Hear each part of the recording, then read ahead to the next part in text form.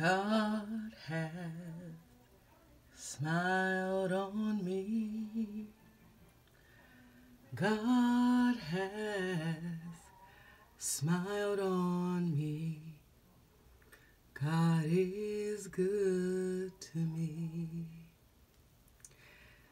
Today is my grandmother's birthday, and if she was living, she'd be 92 today. She passed May 28th, 2021. There's many things that contributed to it, and I realized that today I am still dealing with that, but I'm choosing to release it today. All that hurts me, makes me sad, that makes my tears drop. Because even though she's gone, I don't wish she was here. Because if she was here, she'd still be suffering. She'd still be going through things that contributed to a not so good exit from this earth, this life. And I don't want to hold anything that's hurtful in my heart. So I am, Grandma, going to be rating plays, a 10-minute play series surrounding issues dealing with elderly abuse, family and Alzheimer's and dementia, and family love, and those true meanings and what they really mean. I love you, Grandma, and I know you're with me. You're sitting right here with me. You're the one who told me to speak and share. When you have things that hurt you, it's easy to stay stuck in that, and it's easy to allow it to turn darkness, or that pain into darkness that turns into like tar-like, and it just sits there and it just spreads, and you become sick and you don't even realize where's it coming from. It's coming from all that anger, resentment, frustration, and all of those things that causes us to be uncomfortable, not discomfort, but uncomfortable within our own hearts and stuff. So through my tears and through my pain, but the pain is how our elderly are being treated. It is how we fail to try to understand when a loved one is dealing with or has Alzheimer's or dementia. And a lot of us, we pull back, we withdraw because we don't know how to deal with it. It's like how people deal with their own life shit. Instead of dealing with your life, you withdraw. And you find the most comfortable spot or the most comfortable rock to fucking sit on, right? But we don't do anything about it. You have to embrace your loved ones. When they get older, no matter what, you have to be there for them. Because before any kind of bullshit went down, they were there for you, right? So it's only cool to give back. And I'm talking about families within families. I'm not talking about outsiders. I'm talking about families. You need to be there and love them. And another thing that gets me is that toward my grandma's end, once she transitioned out, everybody want to be sad and everything. But honey, I'm sorry. I recall that all the time she was here, how many times did she see you? So you people who are saying you can't see your people, or you're not going to see your people for whatever reason, don't cry when they go. And I'm not saying don't cry because you're sad, but don't cry because, oh my God, they're here. I wish they was here. I wish they was here. When they was here, did you spend time?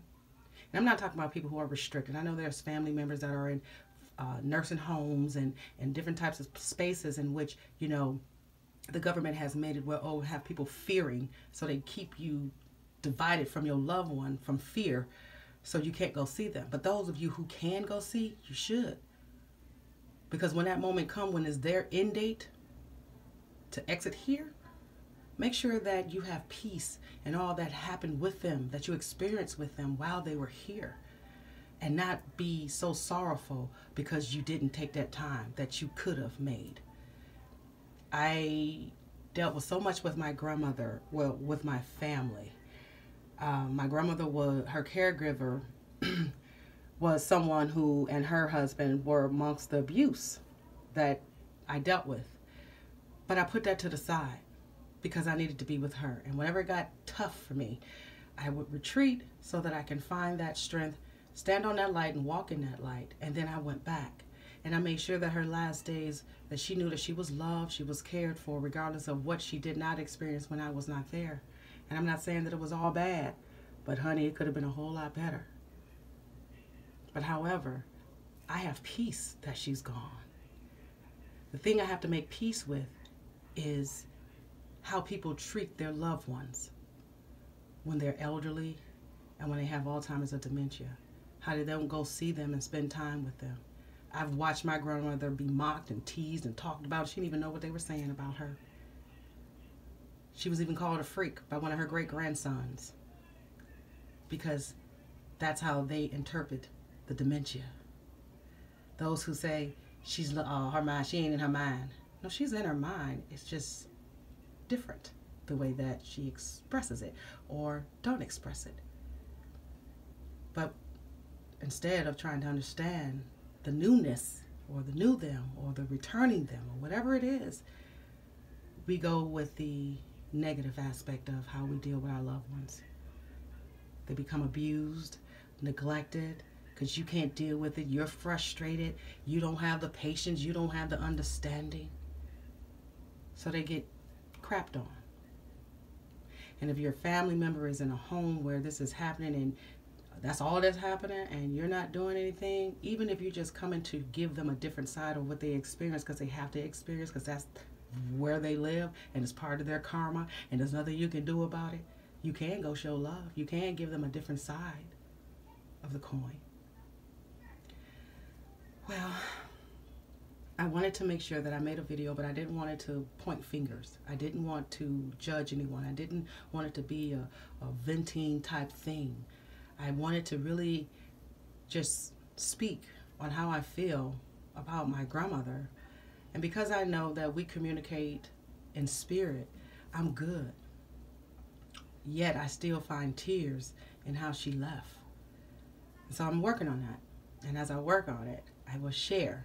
But I will share through my writings. And hopefully you all will be amongst the audience, right? So that you can bring awareness to yourself or your family or your friends who have loved ones who are over 60, who are dealing with Alzheimer's and dementia, how to love them, how to be patient with them, and to make sure you show up so they can remember love when they can't remember nothing else. Happy 92nd birthday, Grandma. I love you. You know that. We are we, and we are one.